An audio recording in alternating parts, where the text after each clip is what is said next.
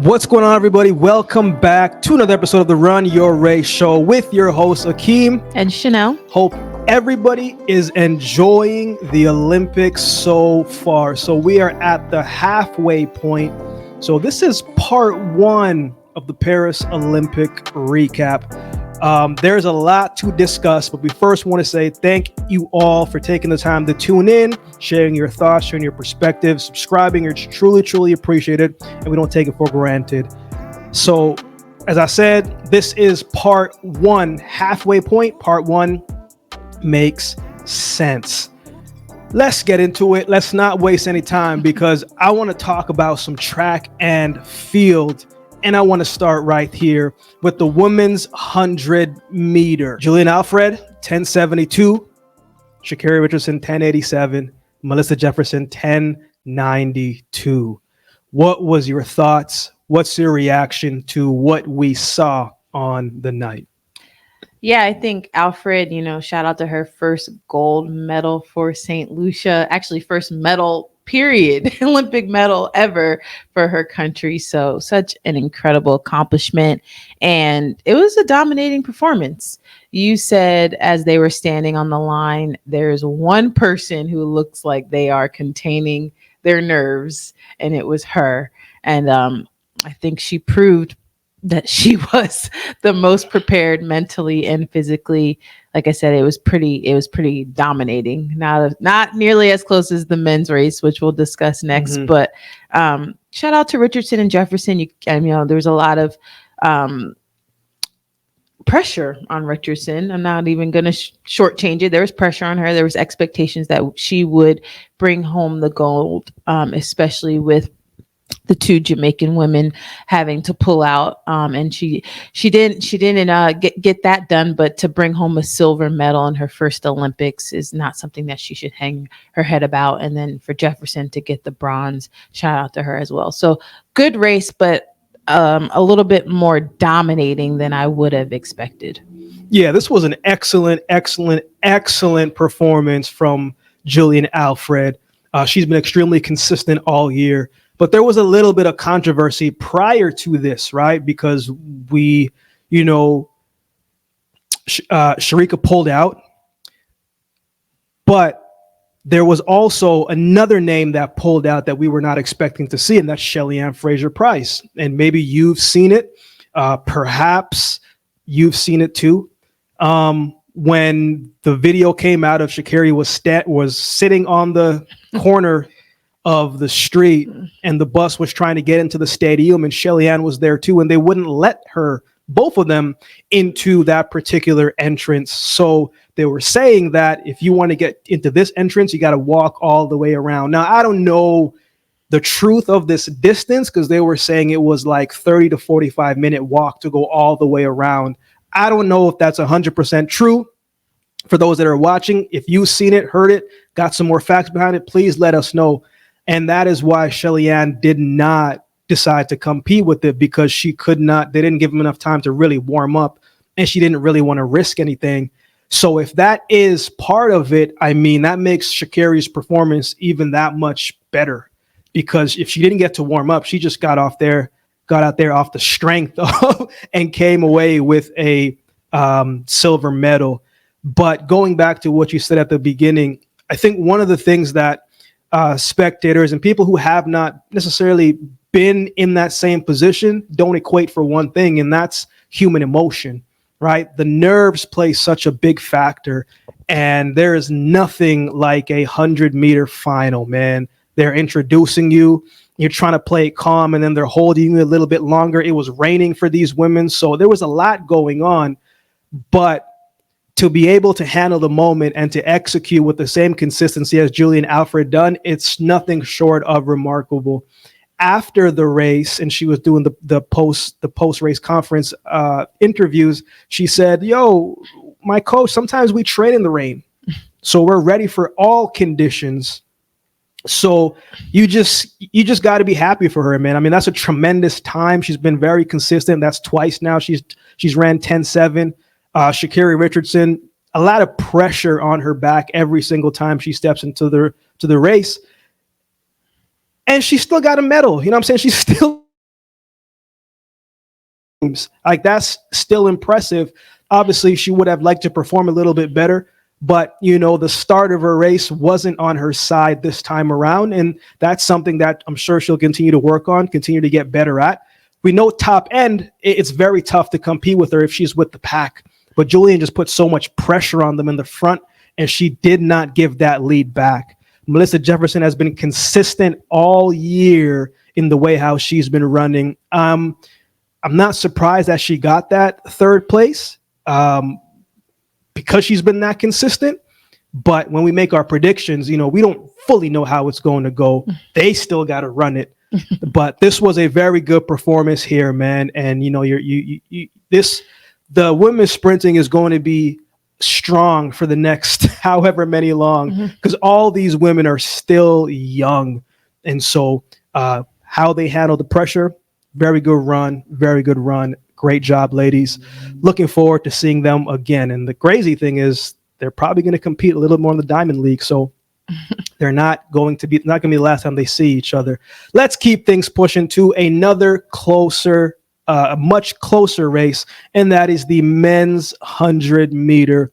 Noah Lyles, man, 979. Kashane Thompson, 979. Fred Kerley snuck in there for that third spot, running 981. What'd you think about this one? I thought it started very, there was a lot of suspense because they held them there for so long. I read that there was a protester who tried to get onto the track. So that is what that delay was. I don't know how true that is, but that was pretty ridiculous. Very. But they all had to deal with it, right? So definitely tested their fortitude there in the beginning. And it looked to me like Thompson had it. But Noah, he snuck in there for the win by the closest margin I've ever seen in a race. And I think Noah thought that Thompson had him too. Right after the race, he went up to him and said, "Yo, I think you got me." So no one really knew, and it was, those are the types of races you want to see, right? It was very, very exciting. Noah didn't get the greatest start, and I think Thompson got a little bit. The 100 way better than me, but from what I could see with my distance eyes, he did get a little tight towards the end. I don't know if that's the right word, but he did seem to tighten up a bit at the end. And then there's the clutch man, Kerley, who another Olympic medal for him in bronze. So exciting race. I don't know if anybody would predicted this order. If you did, then a shout out to you. I did predict Lyles to win and got a little slack for that, but he's a performer. He lives for this stage. So great race, great men's 100. Yeah, you did have Noah Lyles winning. The thing with track and field is everybody's always going to show favoritism to their country part, their country people. So here, man, what you said last episode, you said you felt like Noah Lyles, he's been there before. He just knows how to handle the pressure. And the one thing about him is this man's going to run his race no matter what. Now, when he said, if you guys want me to shut up, you got to beat me. You guys are never going to hear the end of Noah Lyles for the next however many years. Like, this is just what it is. He's going to continue to talk.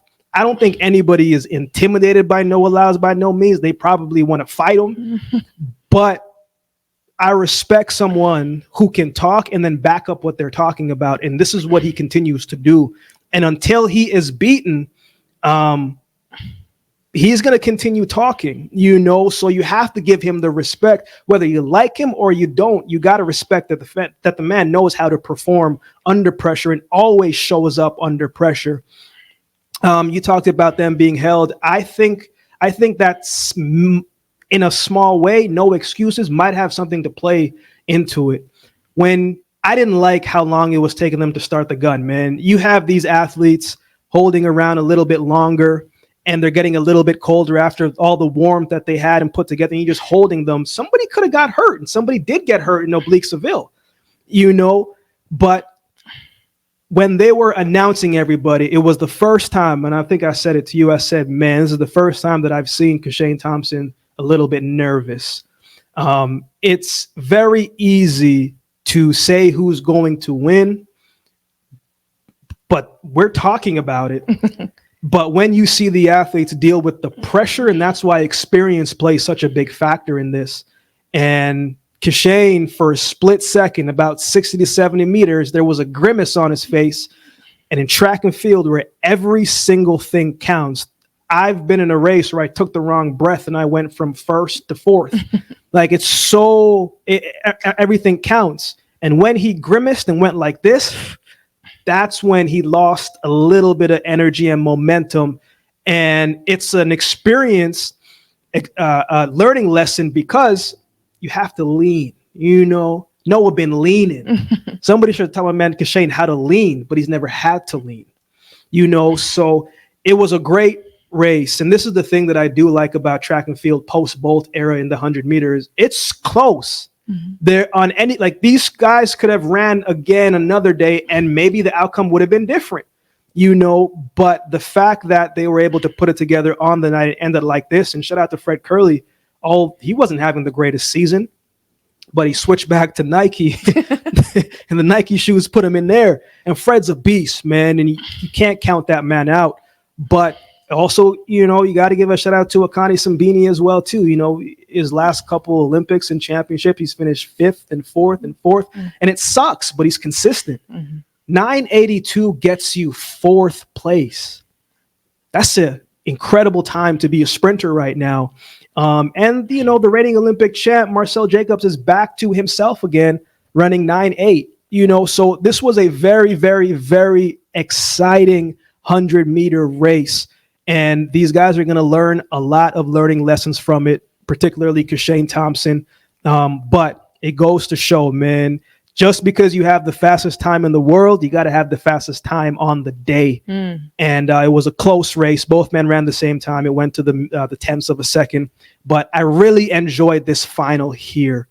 Competitive field, and I'm sure these guys will see each other again down the road. But this beauty of it, man, during the Usain Bolt time, it wasn't close. It's always going to be close right now. But I think Kashane has more in the tank. It just wasn't his night, wasn't his time. And you have to give respect to Noah Lyles. Like him or not, he's a big-time performer in the big-time moments. So shout out to all three of these men on their race. Let's keep things pushing. Let's go over to the women's 200-meter final. Gabby Thomas won with 21.83. Jillian Alfred comes back and runs 22.08. Brittany Brown comes and gets third, 22.20. I believe Dina-asher Smith was like 22.22. And then there was Nita was 22.24. So It was a very close race for that third place position. But what was your thoughts? What's your reaction of this race here? Yeah, similar to what we saw in the 100 on the women's side, this 200, a lot more dominant than I thought.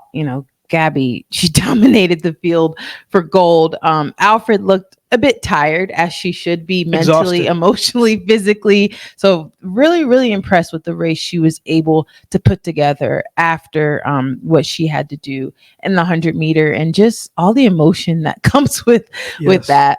People don't really think about that. They just think about the physical side, but there's a lot of emotional and mental stress that she's had to deal with now that she's the new Olympic gold medalist in the women's 100. So really, really impressed with her. And then really impressed with Brown as well. She's not someone who gets a lot of talk, a lot of respect. Neither one of us had her in our top three. So giving her flowers, kudos to her. She is a performer, and I hope that she gets the respect that she deserves now that she's an Olympic bronze medalist. Yeah, I'll double down on that. I hope that she does get that respect. If you guys remember, we did an episode where I mentioned that, man, like she said, she just wanted a little bit of respect. She was one of our top 10 performers on that weekend because she got lane 9 and she won that race in the Diamond League. So, Miss Brown, you got that respect now. Nobody can take that away from you because you performed very well. Jillian Alfred looked tired. after her 100, she had to come back in the morning and then run the heats of the 200. She's exhausted. It's a lot of running. Probably had drug testing, media, talking to family, Yeah, like I remember 2016, my 4x1 Olympic final was at 10:30. And when we got back to the village, it was dang near almost 3:00. Yeah, and then you can't sleep. Your adrenaline. You just want a gold medal, the first medal ever for your country. Yeah. She ain't getting no sleep. You don't even want to eat because you're just like, man, I can't eat now. It's too late. Wow. So with all of that, the fact that she was able to and almost run sub 21 again, like this was very, very, very impressive.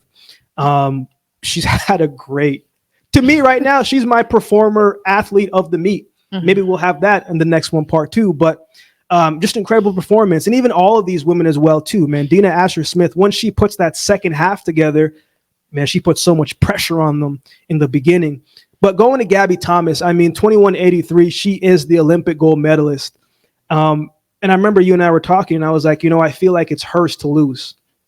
Because when Sharika announced that she was not going to run, it kind of put a damp on things, and she had the next best time. And Gabby Thomas, man, when she gets upright running, she's powerful, she's tall, she's efficient, good turnover, good frequency. It's tough to beat her if you don't put no pressure on her. So there's always going to be that added notion of like, yeah, she won, but the field, Sharika wasn't there. Mm-hmm. And it's and that shouldn't be the case because you can only beat who's there. But it's going to be something that's going to be mentioned. But man, shout out to Gabby Thomas, man. I mean, 21.83. The time wasn't the greatest. We're always expecting a little bit faster, but when you're an athlete and you're there, you just want to win. You don't care about none of that. Mm-hmm. So she's an Olympic champ. She has the opportunity now to come back at the relay and possibly be a double gold medalist at the Olympic Games. So very, very, very interesting turn of events, but hats off to all these women. Extremely well done, extremely well executed. Congratulations to these women. Let's keep things pushing to an event that we saw today. I mean, my goodness, man. We got to sit in this one for a couple seconds. Quincy Hall, 43.40. Matthew Hudson Smith, second place, 43.44. Samuel Conga, 43.74. Cronny James, 43.8. Cronny got fifth. So Dream Richards, who took almost like something like 5/10 of a second off of his personal best, that man was out. But what do you think about this race right here? I mean, this is the freshest race so far that we've discussed because we just watched it. What was your thoughts on this one here? Man, shout out to Quincy Hall. I think people thought I was crazy for picking him for gold when we did our predictions, but there's just something about him. Like he just not the prettiest form, a little rough around the edges, but man, he just gets it done. Every race he's run this year has just gotten better and better. And we said if he can handle the moment, if he can handle the pressure of being at the Olympics for the first time, he had a chance to win that gold. He went out there. He was not really in medal contention coming off the turn, coming down the straightaway, but he found something. I don't know what it was that he found, but he dug deep and he wanted it. And I'm just so, so, so happy for him. It was a gutsy performance. Shout out to Hudson Smith. I think he thought he had it. He tried to hang on for as long as he could, but a PB for him. And then Samu Conga, just a fast race, all three sub 44. Yeah, it was exciting. It was definitely an exciting race. You talked about that thing that Quincy Hall has, man. Like, I think the way how he was digging today, he might have hurt his hamstring. Like, man, like you can't, there's a want in track and field that you just have to have. And sometimes when your form isn't like everybody else's, but you got that digginess into you, like that's exactly what I saw. I call him Diggs from now on. That's my new nickname for Quincy Hall, because he willed himself and he dug to get that done because he looked like he was cooked after 300 meters, but he found a way Matthew Hudson Smith, man. I mean, his mistake was he was looking up at the screen. And when you're looking up at the screen, that's a couple, tenths of a second that you could have put into focusing on what you're doing. And when you're looking up at the screen, you're hearing the crowd get louder. You're like, oh, crap, somebody's coming. And it's in the back of your mind subconsciously. If he would have just focused on his lane, he would have won that race, because Quincy Hall had no business coming back and doing that to him, but it was a testament of a person's heart and will to get them to the finish line. Samuel Conga, man, I mean, he came out of nowhere in his own right, because I thought Karani was going to sweep up that third place. Well, Jareem, honestly, Jareem was gone. Like, that man just took off. And it was, man, he set the tone. He was running scared. It kind of reminded me of what Wade Van Niekerk kind of did from that same lane. So, I mean, this was just an incredible performance, man. He ran the 5th or the 4th fastest time ever. Like, that's crazy. It's very interesting to see how much times have changed from back then to is now. 43.7 is a time more times than not is going to get you a gold medal. Now we're in a time where 43.74 gets you 3rd place. Yeah. And this was an event where everyone was like, oh, it's kind of, I don't know, it may be a little boring. But once we saw the first round, the second round, we're like, okay, this is shaping up to be one of the more entertaining events of the Olympics. So, yeah, that was great. Yeah. And picks, I mean, you had Quincy Hall. I went with experience here because I felt like, Michael Norman he handled the rounds well. He's a world champ. He knows how to get things done. But, man, it looked like he kind of just threw in the towel past a certain point. Sometimes there are exceptions to certain rules. Sometimes the first guys out don't know any better that they're not supposed to be there. And they run free and they dig like Quincy Hall. So, man, this was a great race, man. Jareem Richards looked great. Very happy for Karani James to be running the times that he's been running before, man, with all that he's been through. Everybody has a story. Everybody's don't get to be told. I'd be very curious to hear about Samuel Conga's story, because he flew under the radar here, man. But shout out to Quincy Hall, man. He may not look pretty, but if he's in a race, you got to put some money on Quincy Hall to come away with the medal, man. Excellent performance, excellent race. It's an exciting time in the 400 meters. Man, I'm getting even more excited talking about it, man. Let's go to something that I know you're going to be excited about, and that is the women's 800 meter. Miss Keely Hodgkinson finally does it and becomes Olympic champ by running 156.72, and Dugumba 157.15. Forgive me if I'm pronouncing that incorrectly. Mary Mara, you know what she can do. She comes and she runs 157.42 to get bronze. What did you think about this performance right here? Yeah, I mean, you said it earlier. I forget what event you were talking about, but you said it's one thing to like be the favorite, but to actually go out there and get it done, that's a whole nother thing. And so Keely had that pressure of being the favorite, especially after running 154 a couple of weeks ago. And so she got it done. So kudos to her. She led wire to wire. They didn't take it out as quickly as I thought they would. That she ran an even race, 58. That's hard to do. And Keely is showing that she can win. She can run fast. If she goes out hard, if she goes out even, if she goes out slow, she is now the 800 meter runner to beat. Shout out to her for making it happen. Like you said, Duguma, I don't think either of us had her in our top 3. She was a sleeper. We both definitely had Hodgkinson and Mara, but shout out to Duguma. She ran a solid race, smart tactically. And then Mara, like you said, we know what she can do. She's always going to finish strong. We were surprised to not see Riki in that final, to not see Akins in that final. So, I mean, anything can happen, right? But it was an exciting race, and really, really happy for Keely. Anything can happen is absolutely right. This is the beauty of all elite sports. You have individuals like us talking about it, whether we're in the sport or out the sport, we all have an opinion, and this is what makes the excitement, and we build the excitement. But we're just talking. What we say, it could go the opposite on the day, because the athletes are the one that have to handle themselves and handle the composure. It's very hard when you are expected to win. Keely came and dropped that bomb of 154. And we're like, yo, she's a favorite. But you could even see, there were some times that I'm like, yo, even her face looks a little bit nervous, but she was able to come away with it, and she looked fantastic. All three of these women did, and these are fast times. Again, like 157.42 generally wins, but not this generation. It was an excellent race. And you got to give a shout out to your old coach, Mr. JJ Clark, man.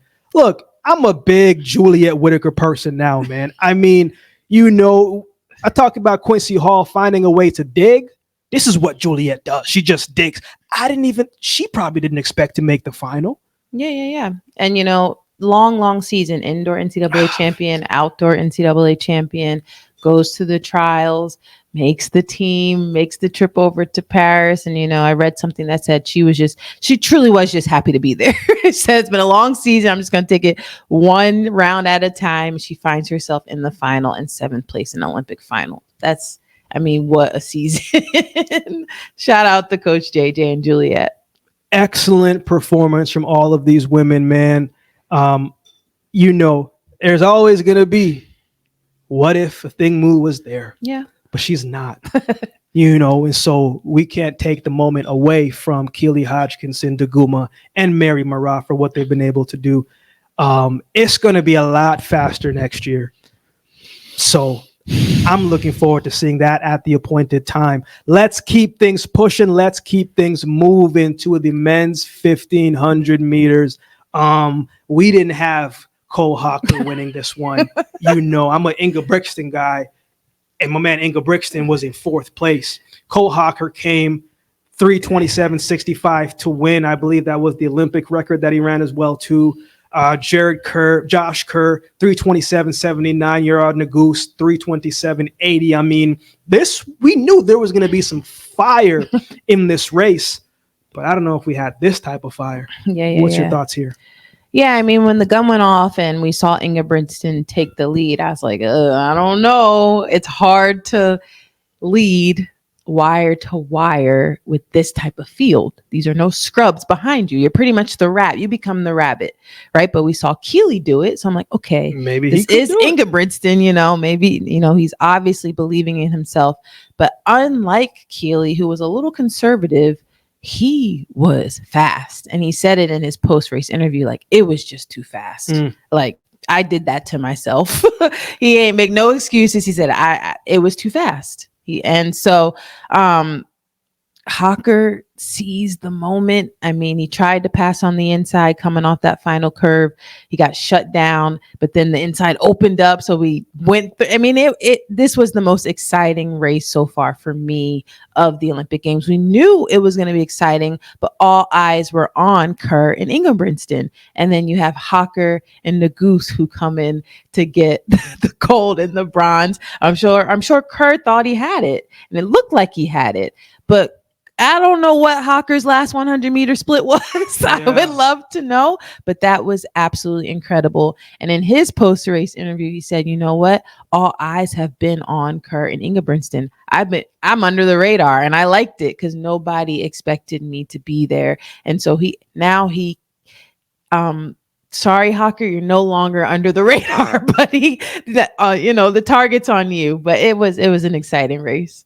Yeah, this was a bit of a shocker for me, man, because again, when all the news is about Josh Kerr and Jakob Inga Brixton going back and forth, we were expecting that clash, and I'm like, yo, these guys are fighting for third because of what we've seen.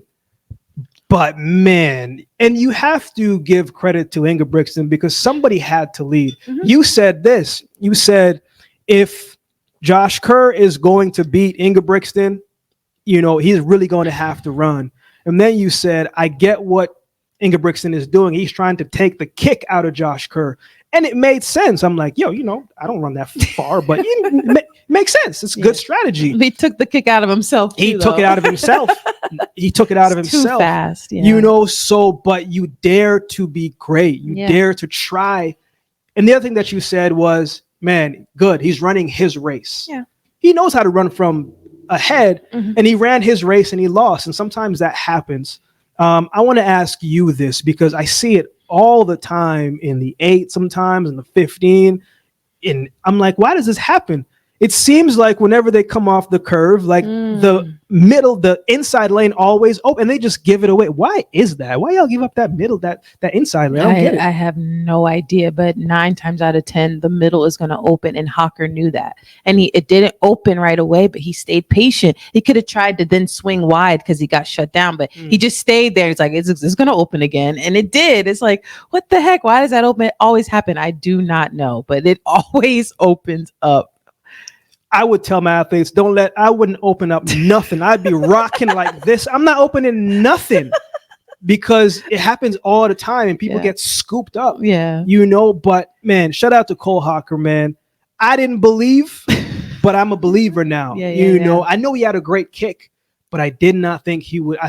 I thought he would have kicked a little bit too early, but man, shout out to these 3 men, man. And, Nagu snuck in there, almost got second place, America 1 and 3, Great Britain second. So this was another fast race, man. And I think it's only going to get faster.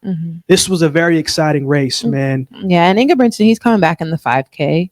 And if it's a sit and kick, you got to put your money on him. So we'll see if he can walk away with at least 1 medal from the games. At least 1. Yeah. You know what I'm saying? Let us know your thoughts. Let's keep pushing. Let's go over to the women's 5K. Now, this race was not without a little bit of controversy. Kipyegon was, she was beaten. so there was that. We don't say that often. We don't say that much. But then, she was disqualified, then reinstated. And you can touch on that as well, too. But Chebet, 14:28.56. Faith, 14:29.60. Sifan Hassan, 14:30.61. What was your thoughts on this race here? It was an exciting race. It was. And we don't ever really see Faith lose. So it was shocking to see someone kick her to take the gold. So shout out to Chebet. Like you said, Kipyegon was DQ'd for a little entanglement that happened between her and Sagai. I don't know whose fault it was. It was very strange. Don't really see those types of things happen often. But I do think it was the right call to reinstate her for the silver medal. And then gotta give a shout out to Sifan Hassan. She always shows up.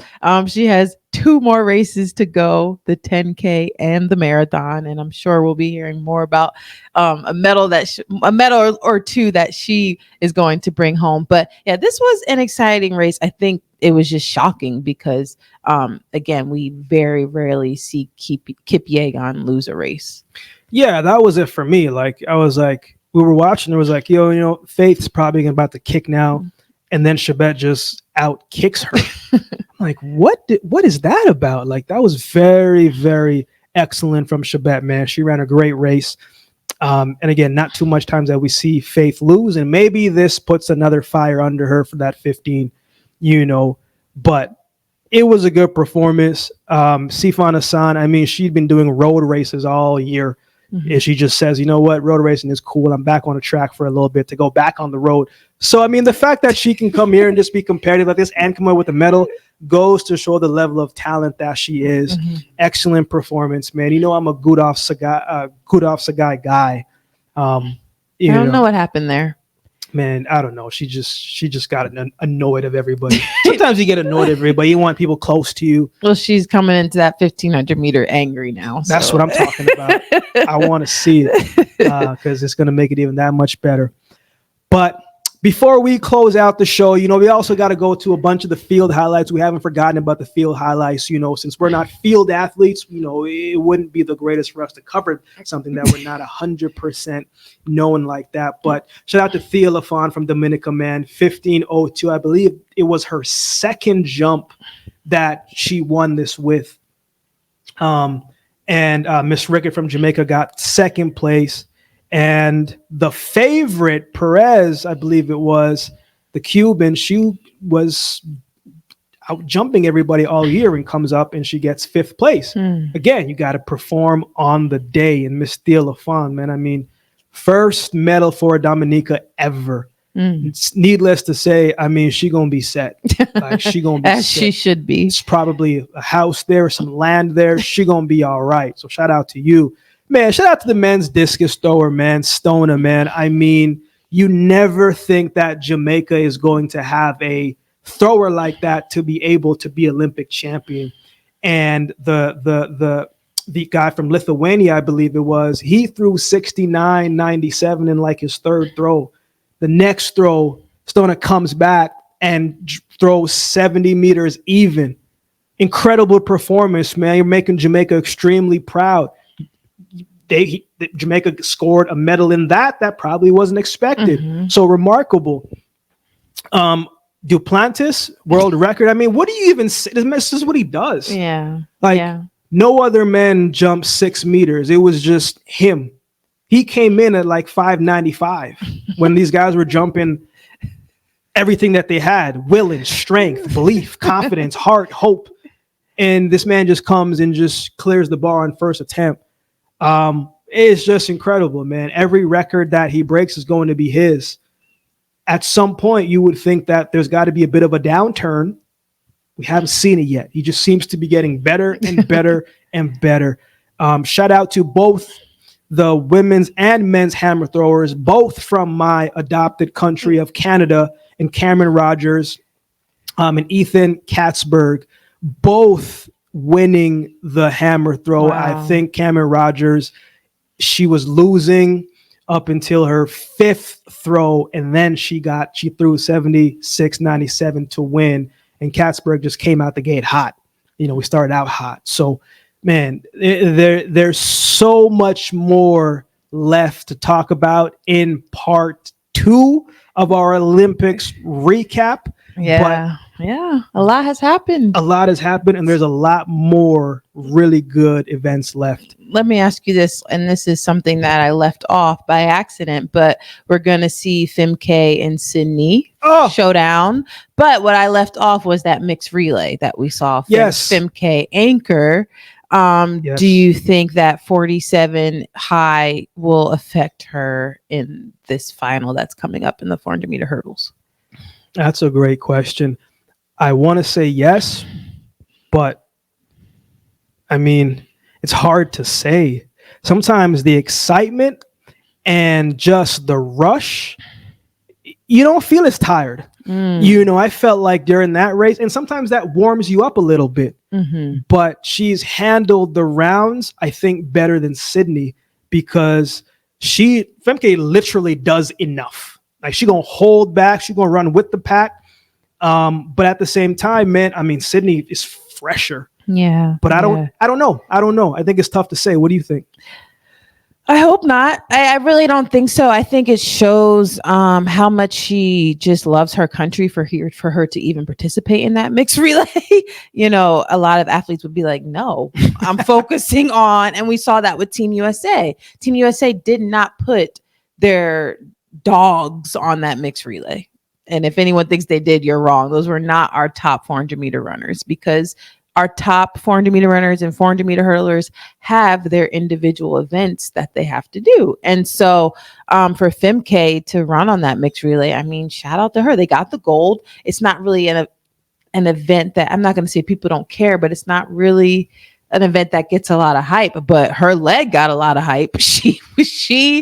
That was incredible for her to come back and get that win. So I hope it doesn't affect her legs. I'm excited for that race. We still have both of the men's and women's short hurdles, the men's 400 meter hurdles, 4x100, the relays, the men's 200, high jump, triple jump. Whew, we have a lot that we will cover in part 2.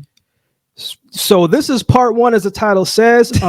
We could have spoken about this a little bit more in depth. I know I could, but we're going to save some for part 2. And as we want to do, hear what they have to say. we want to hear what you all have to say as well too. Your predictions were all really spot on for the most part. So hats off to you. But that's the beauty of sport, man, is we just talk.